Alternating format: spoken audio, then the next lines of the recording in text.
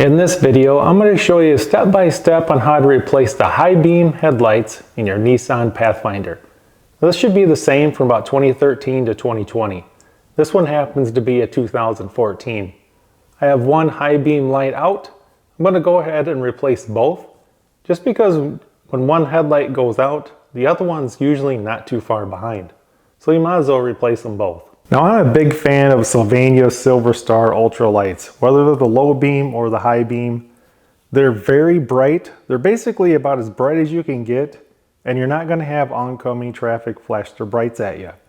You can get some brighter lights, but a lot of oncoming traffic's going to be flashing the brights at you, even when you have it on the low beam. So these Silver Star Ultras are basically the best bang for the buck. They last a long time, and they're about as bright as you can get without being irritating to other drivers. We're here on the driver's side, and the high beam is this one right here. This one way over here is the low beam, so the high beam's actually a little bit easier to change.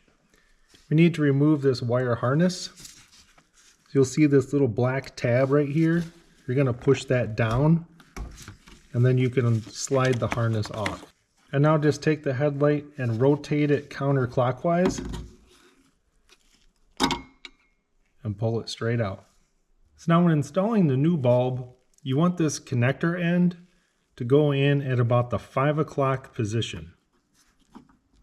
You'll kind of feel it go into place right there, and then push in, rotate clockwise, and then this connector should be straight up and down.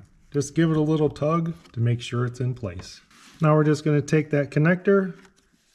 Don't just push straight up. Push up and push down so that you have even pressure.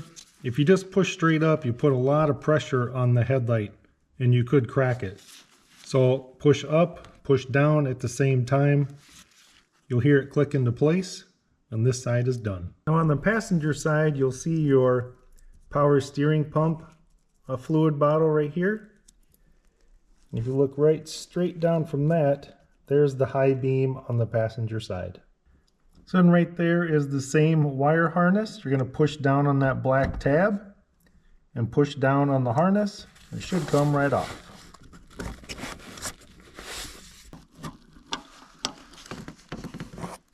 So I've got the other light in. Now we're going to go ahead and put the harness on.